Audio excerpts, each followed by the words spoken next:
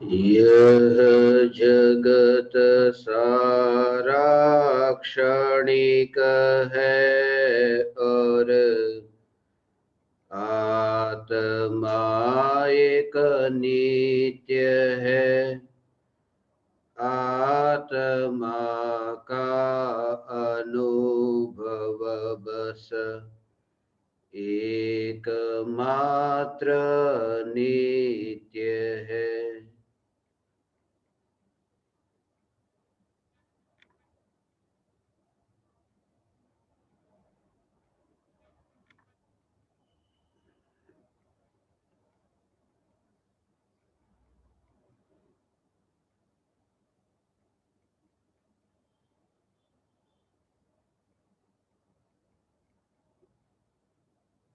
चैतन्य स्वभावी भगवान आत्मा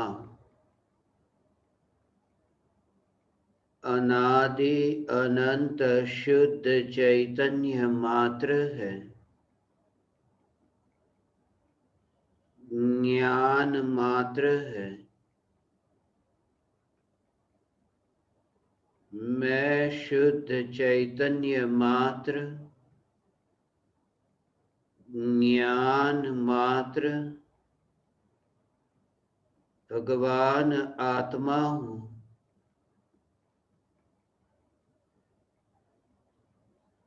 त्रिकाल शुद्ध चैतन्य परमात्मा हूँ।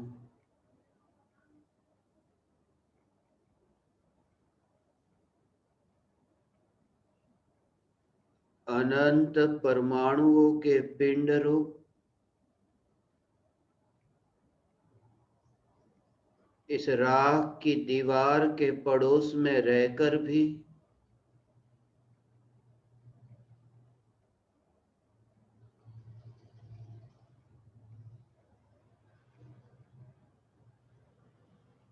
चैतन्य रस से परिपूर्ण हूँ।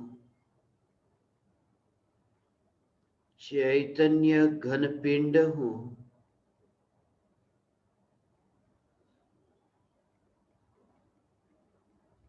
जहाँ ज्ञान का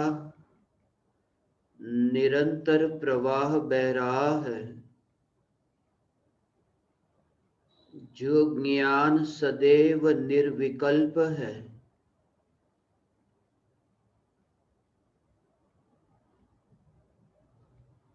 जो ज्ञान गुण तो सदैव निर्विकल्प है, परंतु ज्ञान की जानने रूप परिणमित होने वाली पर्याय भी निर्विकल्प है। जिस ज्ञान की अवस्था को यह विकल्प नहीं कि मैं इसे जानूं या इसे न जानूं,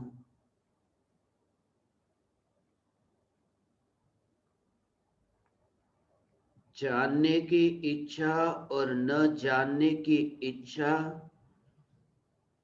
ये चैतन्य महल के बाहर है।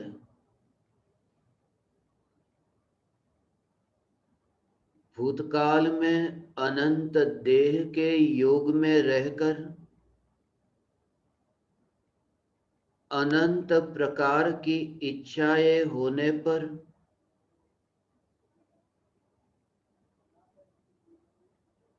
अनंत विकृति होने पर भी ज्ञान का सहज जानने रूप परिणमन मलिन नहीं हुआ। यह ज्ञान के परिणमन में व्याप्त ध्रुव चैतन्य सत्ता, यह मैं हूं।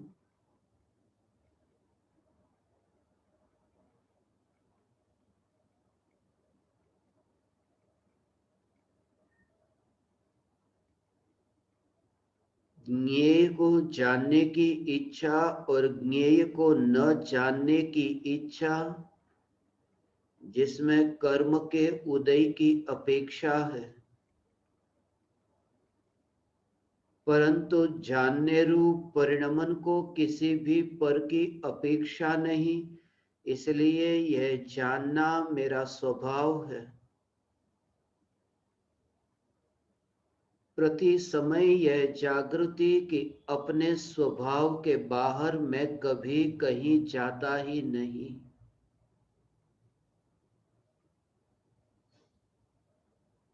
तीन लोक में एक भी प्रदेश ऐसा नहीं कि मैंने एक भी प्रदेश पर जन्म मरण न किया हो। अनंत काल में अनंत देह धारण कर अनंत जन्म मरण किए, अनंत परावर्तन पूरे किए, फिर भी जब चैतन्य तत्व की दृष्टि प्रकट होती है तब यह सत्य का दर्शन होता है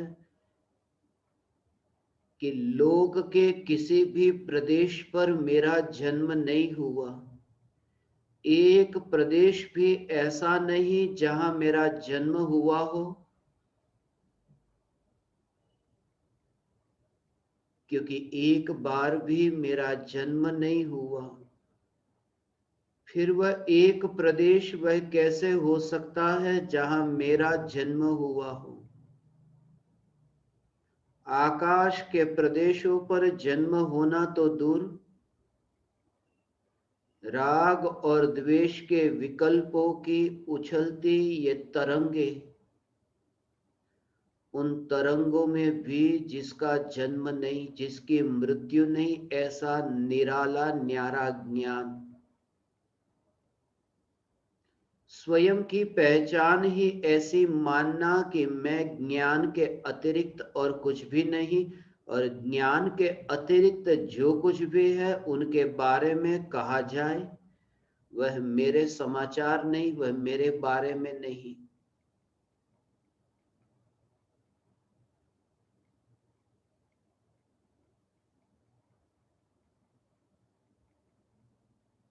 देह के परमाणु और देह के परमाणु के लक्ष्य से उत्पन्न होने वाले विकारी भाव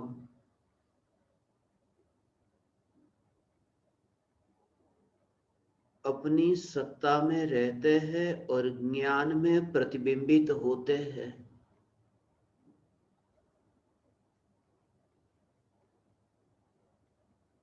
ज्ञान में आकर वे ज्ञान में प्रतिबिंबित नहीं होते,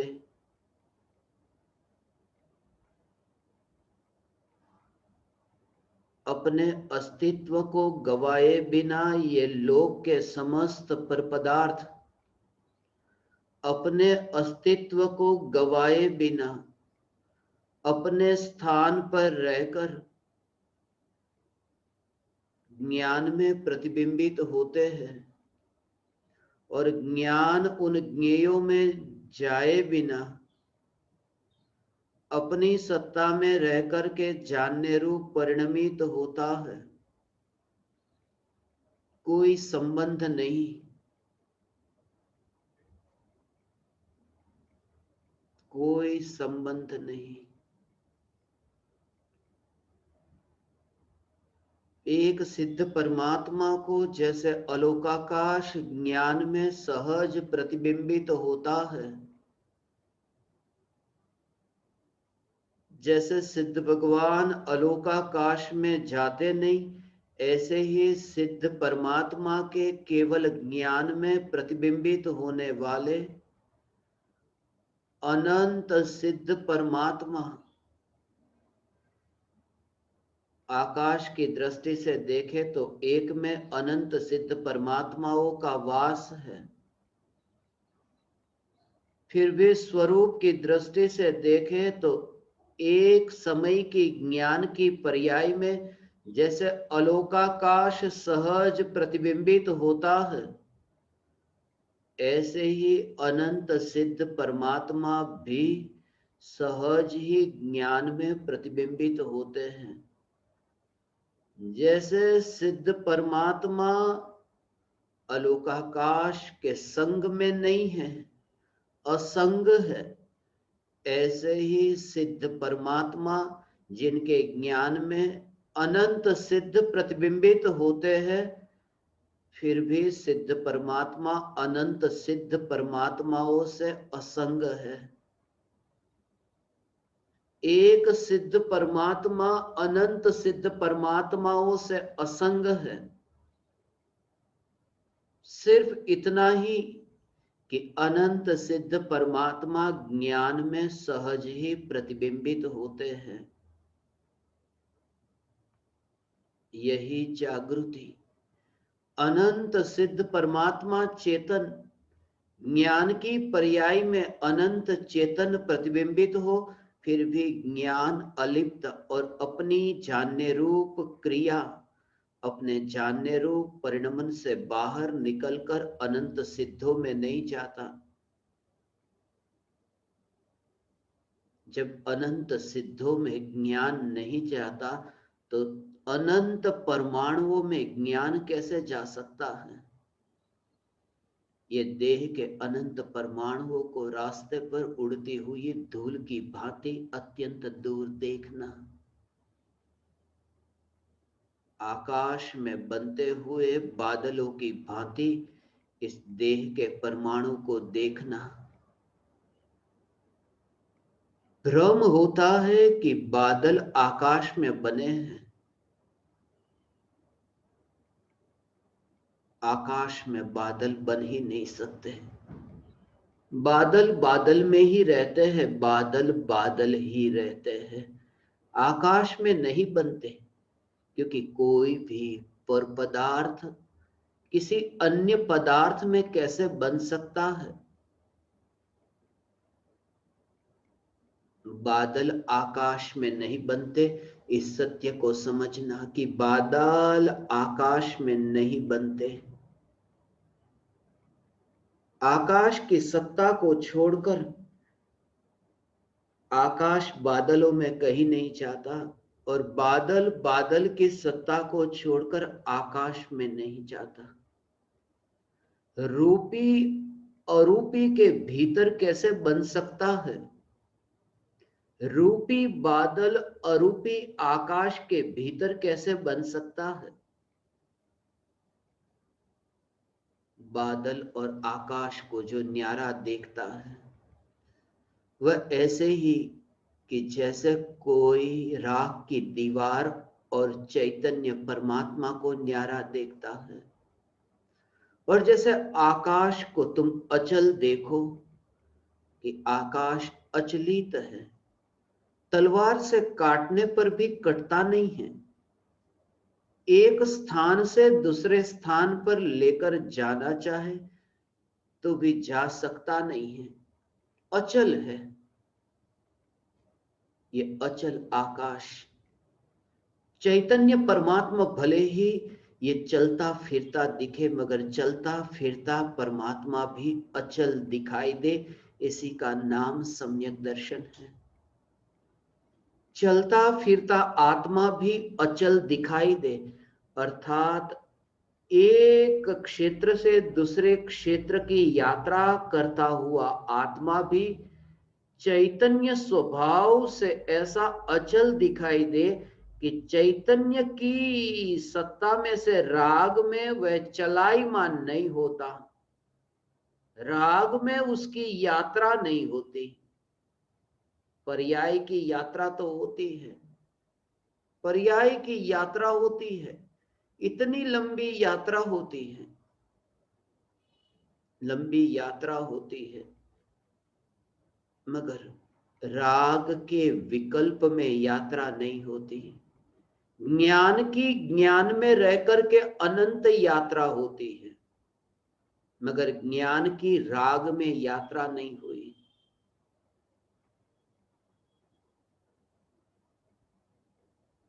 अनंत यात्रा होने पर भी यात्रा न होना, अनंत यात्रा, क्योंकि ज्ञान की एक समय की पर्याय, फिर दूसरे समय की पर्याय, तीसरे समय की पर्याय, ऐसे ज्ञान का जानने रूप जो परिणमन है, ये अनादि अनंत ज्ञान का जानने रूप परिणमन, ये अनादि अनंत जानने रूप परिणमन, ये तो ज्ञान की यात्रा हुई, मगर एक समय के लिए ज्ञान की राग रूप यात्रा नहीं हुई। ये ज्ञान का न्यारा स्वरूप है कि ज्ञान अनादि अनंत यात्रा करता है, फिर भी राग में यात्रा नहीं करता, उसमें वहां से चलायमान नहीं होता। अचल ज्ञान जो राग के विकल्प में नहीं जाता, ऐसा अचल ज्ञान। इसलिए निश्चिंतता, इसलिए द्रव्य का ही ऐसा जोर, इसलिए हीनता का भाव ही नहीं, इसलिए पाप के बोझ से दबने की जरूरत नहीं, इसलिए भटका हुआ हूं, पापी हूं, ये मान करके अपने को और तड़पाने की जरूरत नहीं। क्योंकि जितने भी पाप हुए, जितनी भी मलिन वृत्ति हुई, जितने भी विकार हुए, इन सब कचरे को तुम देखते हो कि वह पड़ोस में है, वे पड़ोस में है, और मैं सेल्फ प्रोटेक्टेड हूं। यहां ज्ञान, ज्ञान से ही पहचान। ये जो जीवन है, ये जीवन का एक ही उद्देश्य है कि बस पहचान, ये पहचान हो कि बस विकार में मेरी पहचान नहीं और ज्ञान मेरी पहचान। वही भाव अंतर में अनुभव में आए, ज्ञान ज्ञान और ज्ञान, ज्ञान ज्ञान और ज्ञान। फिर मनुष्य भव को सफल करना ये विकल्प भी नहीं आएगा, क्योंकि ज्ञान ज्ञान ज्ञान की यात्रा जब अंतर में होगी और उसका एहसास होने लगे कि मैं ज्ञान के बाहर कहीं पर भी नहीं, तब फिर कौन सा देह, और जब देह नहीं तो कौन सा मनुष्य भव, कौन सा मनुष्य भव। अनादि अनंत ज्ञान, ये संस्कार यदि अभी ये तत्व विचार करके हुए, ये बार बार तत्व विचार चैतन्य के जोर से ही, चैतन्य के बल से ही ये तत्व विचार कभी ज्ञान में भी आए कि अरे मैं बहुत पापी हूं। ऐसे विकल्प भी आएंगे, तुम्हारे पाप भी तुम्हें जानने में आएंगे, मगर पाप भी जानने में आए तब भी विचार तो यही करना कि जो पाप मेरे जानने में आ रहे हैं, जानने में आ रहे हैं, ज्ञान में प्रवेश तो नहीं हो रहे। ये ज्ञान की स्वच्छता का ही जोर कि मैं स्वच्छ स्वच्छ स्वच्छ स्वच्छ का ही जोर ऐसा, क्योंकि मलिनता के लक्ष्य से कभी निर्मलता प्रकट हो ही नहीं सकती, इसलिए चैतन्य की शुद्धता का जोर। ये चैतन्य की शुद्धता है, ये चैतन्य की शुद्धता का जोर, ये संस्कार का सुदृढ़ होना, ये संस्कार ऐसे कि मैं चैतन्य परमात्मा हूं। बचपन से ऐसे संस्कार इतने इतने इतने झूठे घुसा दिए, ऐसे ये सब झूठे संस्कार को निकालने की ये विधि है। यही इतने झूठे संस्कार, क्रोधादि तरतम्यता सर्पादिक निमाई, पूर्व जन्म संस्कार क्या जीव नित्यता त्याई, पूर्व जन्म संस्कार, वह जो है वह पूर्व जन्म के संस्कार, ये संस्कार है। अब संस्कार, अच्छे संस्कार हो, अच्छे संस्कार,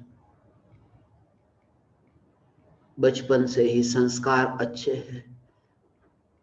जो व्यक्ति जैन परिवार में पैदा हुआ, कहते हैं कि जो जैन परिवार से पैदा हुआ वो बचपन से ही संस्कारी होता है, उसमें ऐसे बुरे संस्कार नहीं होते। बचपन से ही दया, दान, व्रत, तप, भक्ति के भाव, बचपन से इतने अच्छे संस्कार वाला बच्चा पैदा हुआ है। वरना यहाँ पैदा कैसे होता, इस परिवार में कैसे पैदा होता। माता पिता आलू प्याज नहीं खाते, माता पिता रात्रि भोजन नहीं करते, माता पिता अभक्ष भक्षण नहीं करते, माता पिता सदाचार पूर्वक जीवन जीते हैं, ऐसे माता पिता के वहां जो बेटे जन्म लेते हैं, जो संतान जन्म लेती है, कहते हैं पूर्व जन्म के इतने संस्कार होंगे, ये इस जन्म का नहीं, ये पूर्व जन्म के इतने उत्कृष्ट संस्कार लेकर के आए हैं, इतने उत्कृष्ट संस्कार लेकर आए हैं कि यहाँ पर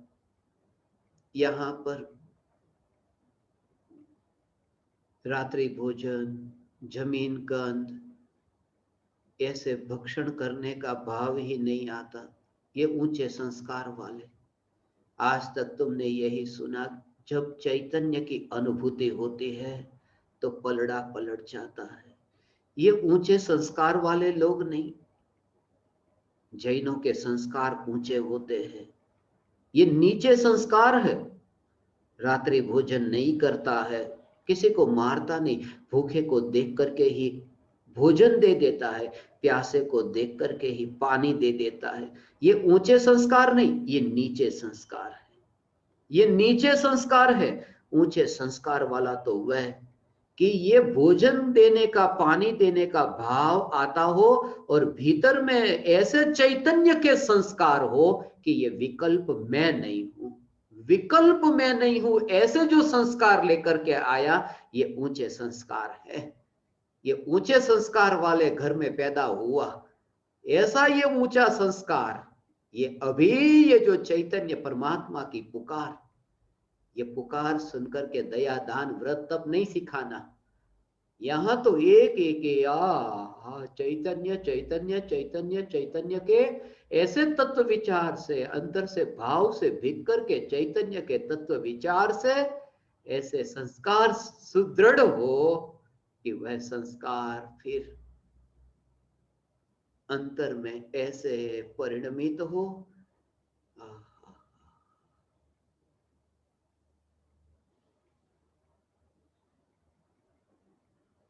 चैतन्य चैतन्य, ये चैतन्य चैतन्य चैतन्य, ये जैनों के संस्कार, जैनों के संस्कार। इसलिए ये कहा जैनों का ही मोक्ष होता है, ये बात झूठी है। जैनों का मोक्ष होता है, ये बात झूठी है। सत्य यह है कि जिसका मोक्ष होता है उसे जैन कहते हैं। ये ऊंचे संस्कार वाले वे हैं जिन्हें चैतन्य का बीजारोपण हुआ है, जो अब छूटते नहीं। जो धागा पतंग के साथ ठीक तरह से नहीं बंधा हो, थोड़ी पतंग ऊपर गई कि धागा छूट जाता है, इतना सुदृढ़ हो। चैतन्य के संस्कार ऐसे दृढ़ हो, और वो दृढ़ तभी रह सकते हैं यदि आत्मा में वहां परिवर्तन हुआ हो, आत्मा में परिणमित हुए हो, देह में नहीं। यदि कान तक सीमित रहे तो मृत्यु होते ही यहां का यहां रहेगा।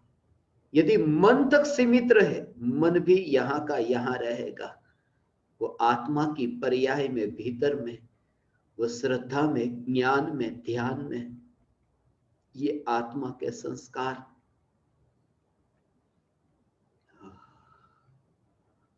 और उस संस्कार को कोई लेना देना नहीं, वो रहेंगे। ऐसे संस्कार क्यों नहीं रहेंगे? इसलिए एक समय के लिए भी उसकी फिक्र न करे कि मोक्ष कब होगा या अगला भव कैसा होगा, अगले भव में क्या होगा, उसकी फिक्र न करे। इसलिए क्योंकि ये संस्कार, संस्कार जो है ना तुम्हारे भीतर में, चैतन्य के, कोई और नहीं, कोई और नहीं, कोई और नहीं, पराये के नहीं, प्रभाव के नहीं। महावीर भगवान, आदिनाथ भगवान, इनके संस्कार नहीं, ये परद्रव्य के संस्कार नहीं, क्रोध मान माया लोभ के विकारी भाव के संस्कार ये भी नहीं। ये पर भाव, ये पर द्रव्य संस्कार, चैतन्य के संस्कार, चैतन्य का बीज। मगर क्या भरोसा कि ये अगले भव में भी ये विचार रहेगा या नहीं रहेगा। सीधी सी बात है, जैसे विकृति, कैसी विकृति? क्रोधादि विकृति, क्रोध का भाव, सर्प में क्रोध का भाव है, विकार का भाव है। वो विकार का भाव अभी अचानक नहीं, ये विकार का भाव इतना अचानक नहीं है, वो पूर्व भव का संस्कार है। तो आया ना संस्कार, पूर्व भव का संस्कार आया, पूर्व भव का संस्कार आया है। वो अचानक क्रोध नहीं, पिछले भव में अंतिम शरीर को जो अंतिम समय पर जो छोड़ा, और वे ही जो परिणाम, उन परिणामों के साथ फिर यहां आना हुआ। परिणामों का जन्म मरण है, मगर ऐसे परिणामों को लेकर के वो वहां से मर करके आया यहां। जब विकृति, ऐसी क्रोधादि विकृति, ये क्रोधादि विकृति, काम क्रोध के सब भाव, ये सब विकृति पूर्व भव में से इस भव में लेकर के आया है। जब विकार के भाव भी पूर्व भव के हो तो साथ में जाए बिना नहीं रहते, तो ये चैतन्य का बीजारोपण हुआ हो और अगले भव में न जाए, ऐसा कैसे हो सकता है? विकार यदि अगले भव में साथ में जा सकता हो, तो फिर अविकारी ऐसी दशा अगले भव में क्यों नहीं जा सकती? विभाव भव बदलने पर भी साथ में जाता हो, तो स्वभाव भव बदलने पर भी अंतर में अपना कार्य क्यों नहीं करेगा? इसलिए ये फिक्र नहीं, इसलिए देह से न्यारी चैतन्य की चिंतन की धारा। यही मैं कि चैतन्य चैतन्य चैतन्य, देह के लक्ष्य से चिंतन नहीं, चैतन्य तत्व विचार,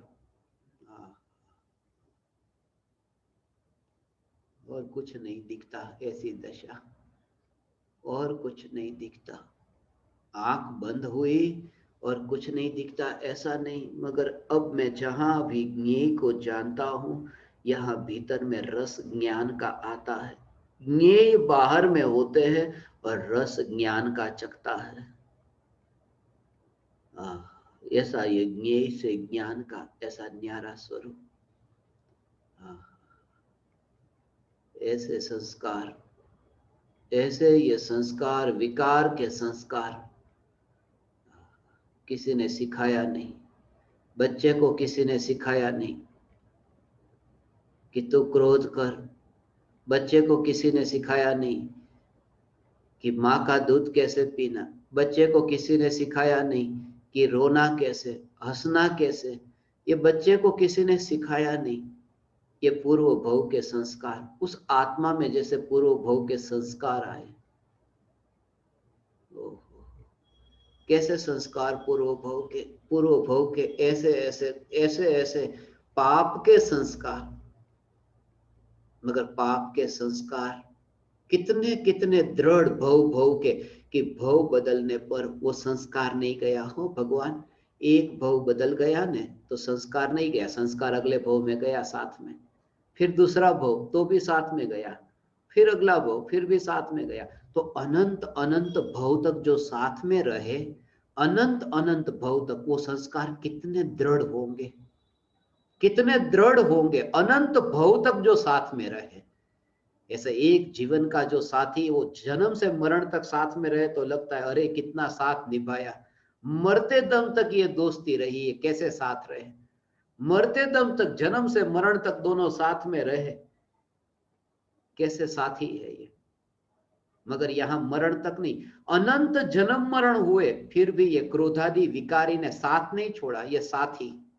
ये कितने दृढ़ होंगे आत्मा में, ये क्रोधादि विकारी भाव कितने दृढ़ होंगे कि एक भव के नहीं, दो भव के नहीं, अनंत भव के ये संस्कार, अनंत जन्म मरण होने पर भी ये संस्कार अनंत भव में साथ में रहे। अनंत जन्म मरण होने पर भी अनंत भव में जो संस्कार साथ में रहे, अनंत जन्म मरण होने पर वो कितने दृढ़ होंगे, अनंत भव के ये संस्कार। अब वो संस्कार कितने दृढ़, मगर ऐसे जो दृढ़ पाप के इतने खतरनाक जो संस्कार है, और एक समय की मैं चैतन्य परमात्मा हूं ऐसी अनुभूति हुई कि वो अनंत काल का मिथ्यात्व जो मोह रूपी शत्रु, वो जो संस्कार मोह का था वो गया। तो अनादि काल के जो इतने दृढ़ थे भाव बदलने पर भी नहीं छूटते थे, भाव बदलने पर भी नहीं छूटते थे। और यहां ऐसा हुआ कि भाव नहीं बदला, भाव तो यही रहा, और बिना भाव बदले वो संस्कार मर गया। और उसको मारने वाला कौन? चैतन्य तत्व की जागृति, ये प्रज्वलित ज्ञान दीपक की ज्योति, जिससे वो अंधेरा गया। तो वो अंधेरा इतना महान नहीं रहा, अब अनंत अनंत भव तक इतना साथ नहीं छोड़ने वाला, उसकी महिमा ही नहीं रही, क्योंकि उसको तो ये आत्म जागृति ने जीत लिया। ये चैतन्य की जागृति जिसने उस अंधकार को दूर किया, और ये जागृति पर्याय में व्यक्त हुई, ये जागृति पर्याय में व्यक्त हुई। और जो त्रिकाल व्यक्त है न्यायक, उसके लक्ष्य से तो महिमा न्यायक की। हे चैतन्य चैतन्य चैतन्य। कोई भी विकार, कोई भी विकार, एक समय के लिए निराश होने की जरूरत नहीं रही। अब एक समय के लिए कोई भी विकार में निराश होने की जरूरत नहीं कि अरे ये भव भव का कोटि वर्ष का ये स्वप्न है, अब कैसे दूर होगा। जागने पर इसी का नाम धर्म है। भव बदलते गए, भव बदलते गए, भव बदलने पर वो संस्कार नहीं गया। ऐसा हो भगवान, भव बदलने से संस्कार नहीं छूटते, भाव बदल गया कि संस्कार छूट गया। शुभ शुभ भाव थे, उसमें से शुद्ध भाव हुआ, ये भाव बदल गया। ऐसा मरना, ये मरना, मरने से बुरे संस्कार नहीं जाते, जीने से जाते हैं। ये जिया ने, मरा नहीं है, यहाँ जीते हुए वो संस्कार गए। आत्महत्या करके मरने से वो संस्कार नहीं गए, मरने से संस्कार नहीं गए बुरे, जीवन से संस्कार गए। और ये जीवन भी मनुष्य जीवन नहीं, वो त्रिकाल जीवन, चैतन्य जीवन, त्रिकाल चैतन्य जीवन। कितना अहोभाव आता है, ऐसा अहोभाव आता है, कितने कितने कितने अहोभाव, उनको कितनी महिमा है।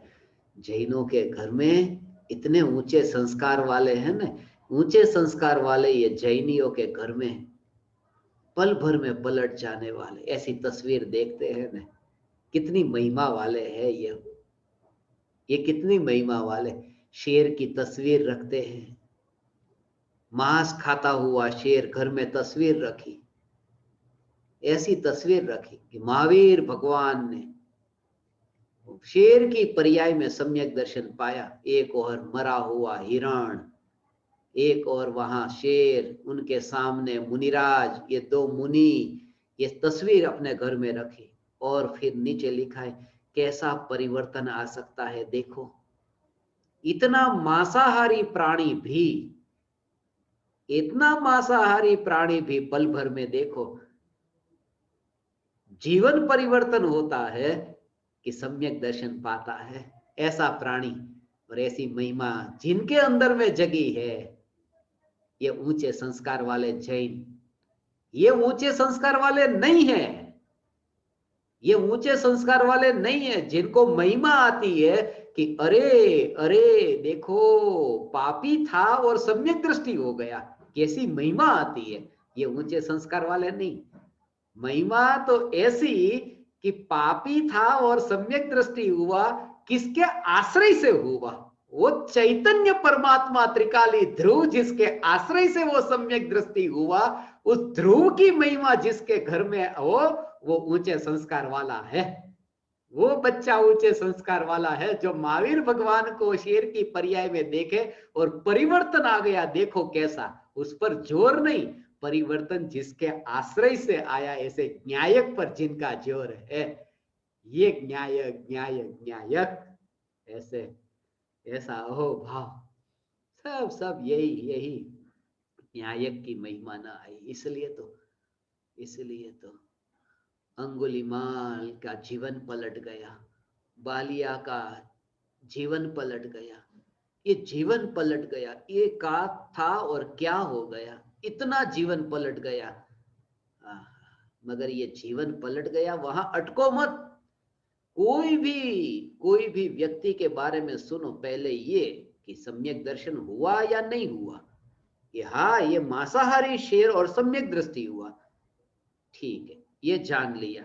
मगर ये मांसाहारी सम्यक दृष्टि हुआ, मांसाहार के लक्ष्य से हुआ, सम्यक दर्शन के लक्ष्य से हुआ, वो किसमें लीन हुआ था कि सम्यक दर्शन हुआ? ये चैतन्य परमात्मा की लीनता से, चैतन्य परमात्मा में ऐसी स्थिरता की सम्यक दर्शन हुआ। ऐसा ये चैतन्य परमात्मा हो, वरना क्या होगा? वरना ऐसा होगा कि अरे महावीर भगवान को तो सम्यक दर्शन हुआ। अब अज्ञानी ऐसा सुने तो उसको ऐसा अहोभाव नहीं, महिमा भाव नहीं कि महावीर भगवान शेर की पर्याय में है मांस खाते, तो मांस खाते हुए शेर की पर्याय में, और हो गए फिर क्या कि सम्यक दृष्टि।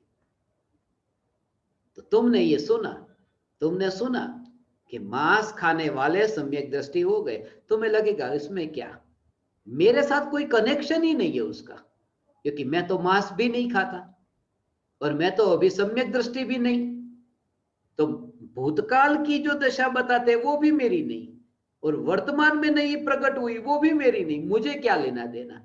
मगर जब ये कहा कि मांस खाता था और ये सम्यक दृष्टि हुआ, माने ऐसा जीवन में परिवर्तन आया, वो परिवर्तन जिसके लक्ष्य से आया है वो ज्ञायक के लक्ष्य से आया है, और यह ज्ञायक मैं हूं। अब तुम्हारा कनेक्शन जुड़ेगा कि हाँ, ये मेरी बात आई कुछ, ये ज्ञायक मैं हूं, ऐसा, ये ज्ञायक मैं हूं। क्योंकि वहां मांस खाते हुए थे और फिर मांस खाते हुए में से ये मांस खाते हुए में से फिर ऐसा परिवर्तन कि सम्यक दृष्टि जीव हो गया। ये परिवर्तन आया ना, तो तुम्हें भी ऐसा न लगे उनके अंदर परिवर्तन आ गया, मगर परिवर्तन जिसके आश्रय से आया है वो तो समझना होगा ना, और वही महत्वपूर्ण। बाकी तो उन्होंने थोड़ी प्लानिंग किया था कि जल्दी से सम्यक दर्शन आ जा, ये विकृति की पर्याय चली जा तो यहां से नहीं, ये ज्ञायक के आश्रय से। वहां तो मौन था, वहां तो मौन की भाषा थी, ऐसी जानवर की भाषा में उपदेश थोड़ी ना दिया था। मुनि राजों ने उपदेश दिया था, क्या गुजराती हिंदी में दिया था? शेर को गुजराती हिंदी आती है? वो तो वहां पर मुनिराज के दर्शन से वो भाव समझा है। इसलिए बहुत बार मौन भी बहुत कुछ समझाता है। सत्य तो यह है कि जो वाणी नहीं समझाती वो मौन समझाता है, मगर समझने वाला सामने चाहिए, समझने वाला चाहिए। ऐसा तीर्थंकर तो थे नहीं कि दिव्य ध्वनि 718 भाषाओं में, 700 लघु भाषा, 18 महाभाषा, ऐसी 718 भाषा में दिव्य ध्वनि खिलती, ऐसे तो वे मुनि थे नहीं। वहां तो ऐसा ऐसे ऐसे कि हो समझने वाले उस मौन की भाषा को समझते हैं, मौन की भाषा को। जाति स्मरण अपनी योग्यता से हुआ, मुनिराजों ने कराया नहीं। कोई पराया कुछ नहीं करता, उनकी उपस्थिति, बस उपस्थिति होती है, उनका होना होता है। इसलिए तो निमित्त को सिर्फ उपस्थित कहा, करता नहीं कहा, उपस्थित कहा। हाजिरी होती है निमित्त की, और कुछ भी नहीं। जिसके आश्रय से ये दशा प्रकट होती है, ये ज्ञायक देव के आश्रय से ये दशा प्रकट होती है।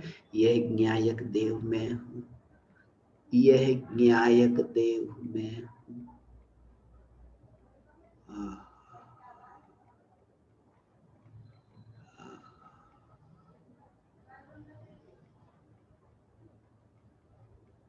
चैतन्य तत्व त्रिकाली ध्रुव भगवान आत्मा, जिसके आश्रय से मलिन पर्याय का व्यय निर्मल पर्याय का उत्पाद होता है।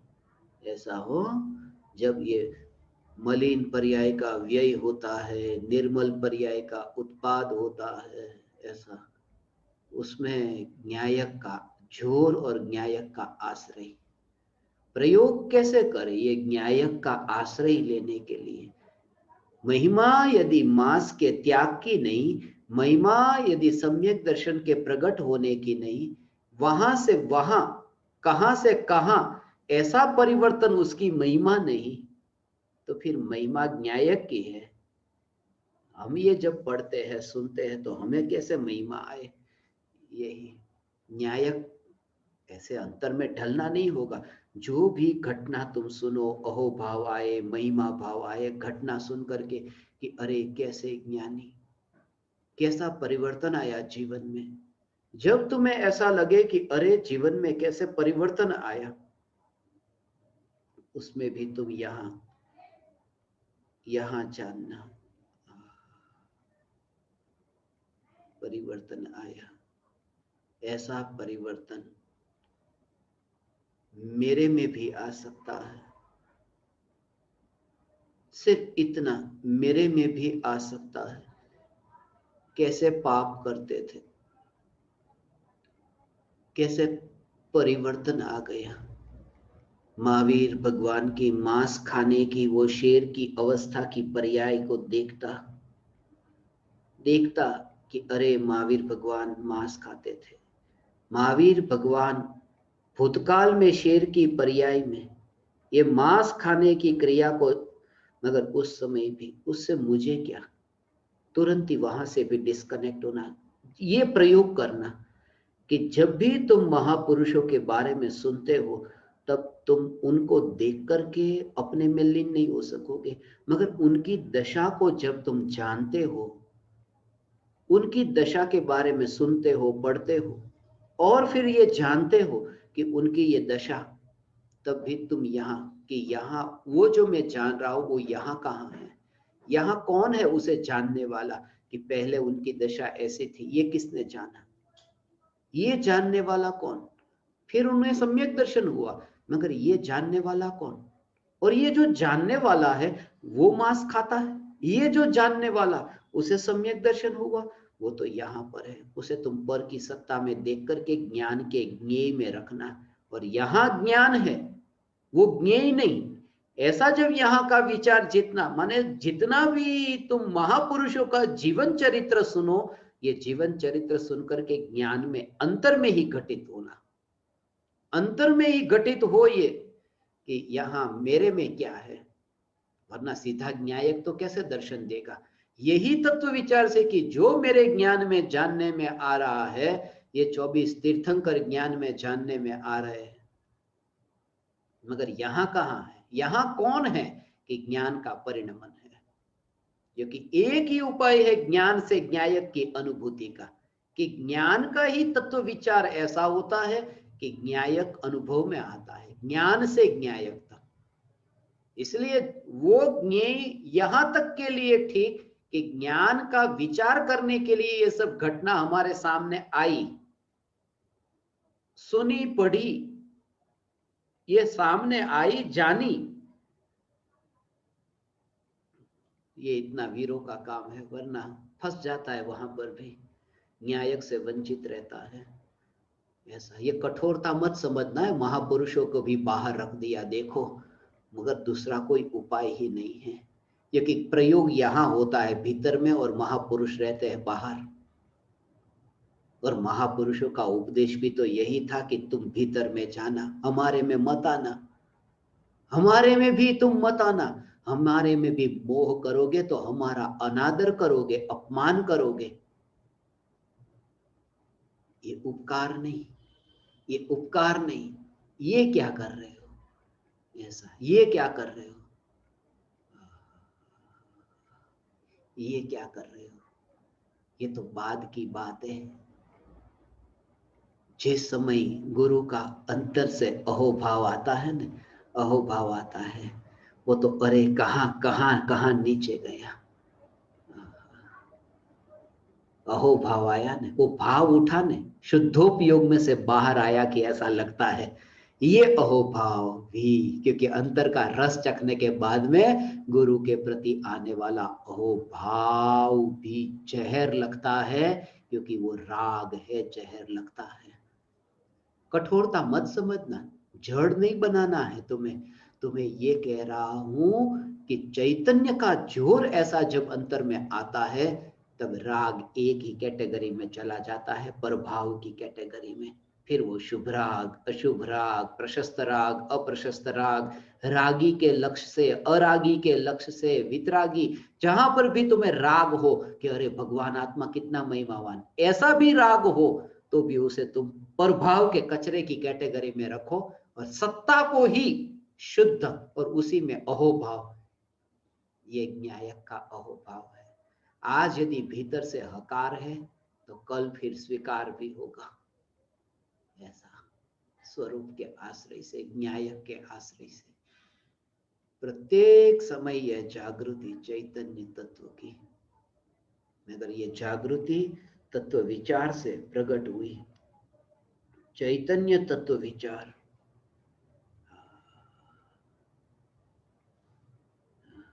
चैतन्य चैतन्य चैतन्य तत्व विचार।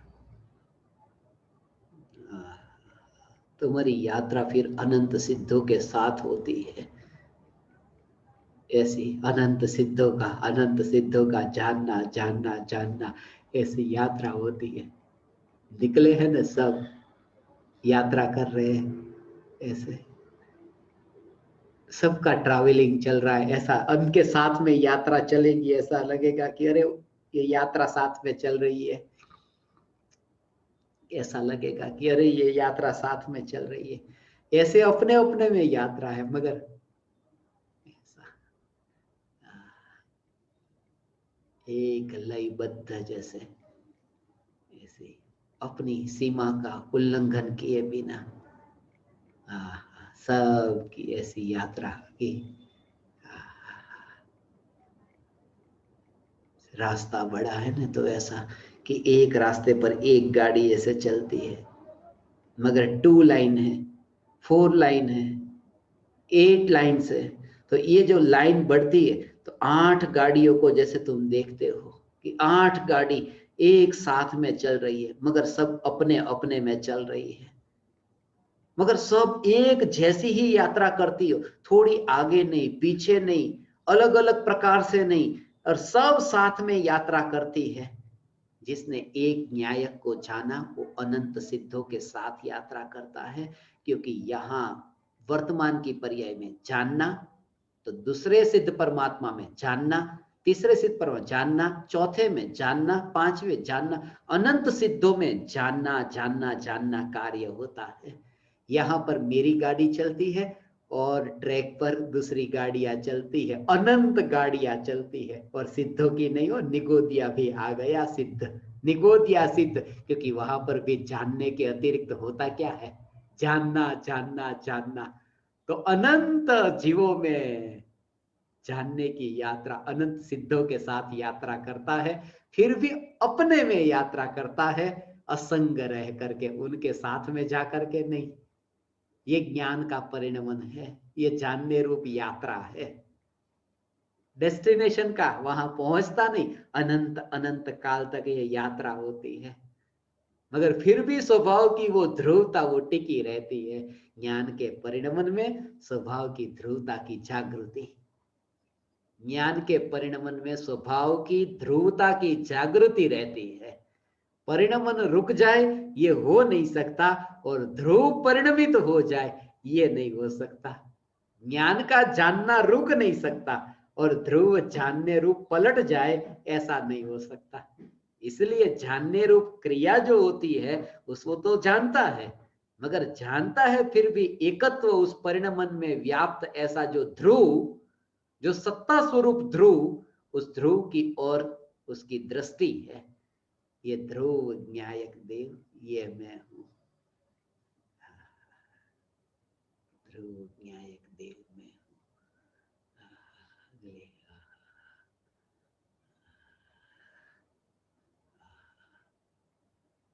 अगले भव में ये संस्कार साथ में अब ले जाना है या नहीं ले जाना। मृत्यु से पहले ऐसी ही अंतर की दृढ़ता, इसी के लिए ये सत्संग है, ऐसा ही सत्संग। और व्यर्थ का मुझे कुछ सुनना नहीं, व्यर्थ का कुछ भी नहीं सुनना, व्यर्थ का कुछ भी नहीं बोलना। ऐसी संगति से मुझे बचना है। ये मनुष्य जीवन का सदुपयोग करना है ऐसे ही संगति में रह करके कि जहां चैतन्य की महिमा का गुणगान हो और चैतन्य की मस्ती हो। बस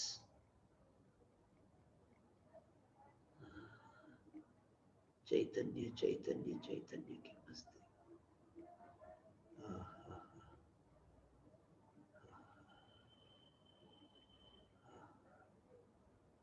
कैसा पल भर में ऐसा पलट गया, ऐसा पल भर में पलट जाने वाला जी।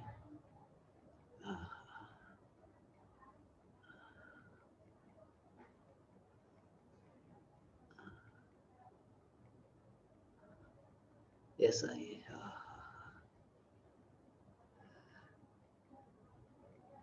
जिस समय ऐसे पाप रूप भाव को देखा, जिस समय श्रेणिक महाराजा को देखा हो कि मुनिराज के गले में सांप डालते हैं, कैसे पापी है, मुनि पर उपसर्ग करने वाले ये पापी, कैसे पापी, तो उनको कैसे रूप में देखा, पापी के रूप में। और फिर वो चले गए पापी के रूप में देख करके। और जब सम्यक दर्शन हुआ श्रेणिक राजा को, जब सम्यक दर्शन हुआ, अब जिसने पहली बार उनको देखा हो ना, ऐसा हो सकता है कि किसी ने देखा कि ये पापी, देखो मुनि पर उपसर्ग करने वाले, और उसके अंतर में ये दृढ़ता बैठ गई, ऐसी दृष्टि अंदर में बैठ गई कि ये पापी थे। मैंने एक पापी को देखा था मुनि पर उपसर्ग करता हुआ, मैंने एक पापी को देखा था मुनि पर उपसर्ग करता हुआ, मैंने एक पापी को देखा था मुनि पर उपसर्ग करता हुआ। और अभी जाने दो ने, त्रिकाल चौबीसी को नमस्कार करता हूं, त्रिकाल वर्ती चौबीसी की जय हो। अब उनको सम्यक दर्शन प्रकट हुआ, त्रिकाल चौबीसी में आ गए, तो उनको नमस्कार करता है। और भीतर में कि एक व्यक्ति को मैंने देखा था, पापी था, जिनको पापी पापी मान रहा है उनको ही नमस्कार कर रहा है। पता नहीं है ना, ये परिवर्तन आया है, ये परिवर्तन। इसलिए किसी भी पापी को देख करके धारणा नहीं कि ये पापी, क्योंकि उसके संस्कार तो कब पलटेंगे तुम्हें नहीं पता। तुम तो सिर्फ इतना पता करो कि तुम्हारे संस्कार पलटे या नहीं। और तुम्हारे संस्कार का पलटना अर्थात कोई पाप के संस्कार नहीं, कोई पुण्य के संस्कार नहीं, चैतन्य उसका भाव बहुत सूक्ष्म भाव है, न्यायक का बीज, न्यायक का बीज। धन्य धन्य धन्य हो गए ये जीव।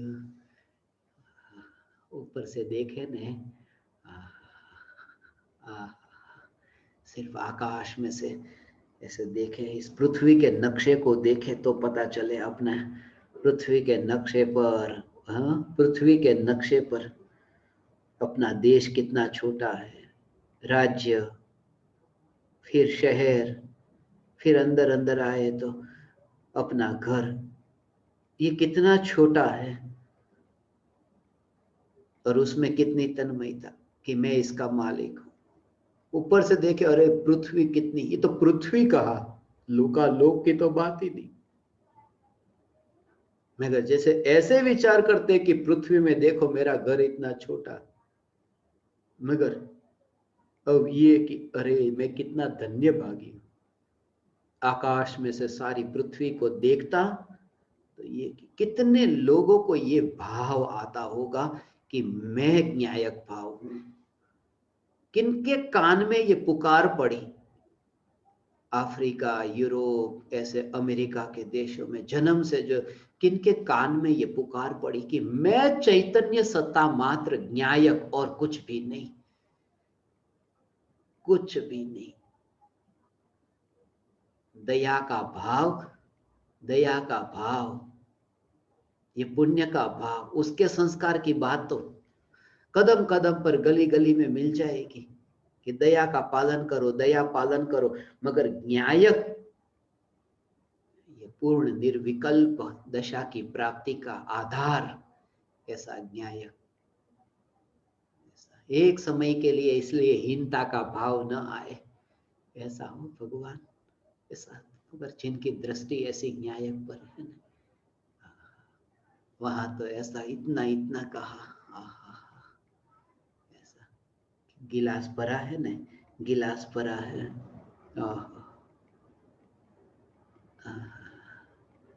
गिलास भरा है, आधा भरा है आधा खाली है, आधा भरा है आधा खाली है। बोले नहीं, तुम नेगेटिव विचार मत करना, आधा भरा है उतना विचार करो, आधा खाली है तो दुखी होते हो ना, भरा हुआ का विचार करो, भरा हुआ का विचार करो तो तुम दुखी नहीं होगे।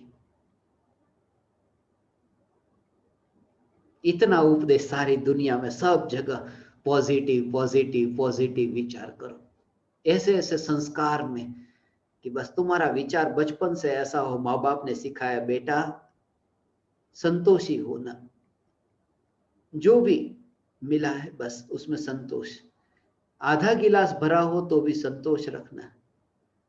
मगर सदगुरु देव की ये देन कि गिलास आधा भरा हो संतोषी नहीं, तू पूरा पूरा गिलास यहां भरा है, तू परिपूर्ण न्यायक है। और खालीपन अधूरापन जो तुझे लगता है वो तेरे गिलास में नहीं है, वो तो पराये की बात है, वो पड़ोस में है, पर्याय तो पड़ोस में है।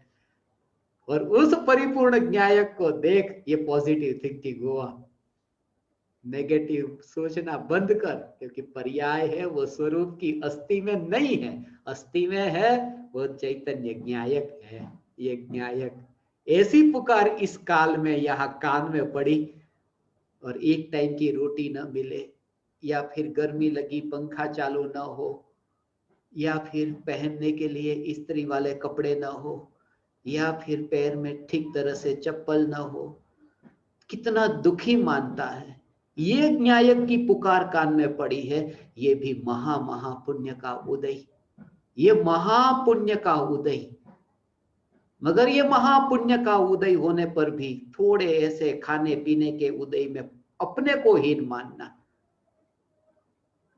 ये न्यायक ऐसे इस पृथ्वी पर किन किन को ये पुकार मिली कान में कि ये मैं न्यायक, और ये न्यायक, ये मेरी महिमा कि न्यायक की पुकार कान में पड़ी, ये महिमा नहीं, न्यायक की पुकार कान में पड़े फिर भी पुकार की महिमा नहीं, पुण्य के उदय की महिमा नहीं, सत्ता की महिमा, ये चैतन्य सत्ता मात्र न्यायक देव, ये न्यायक देव, ये न्यायक देव, यही मैं हूं।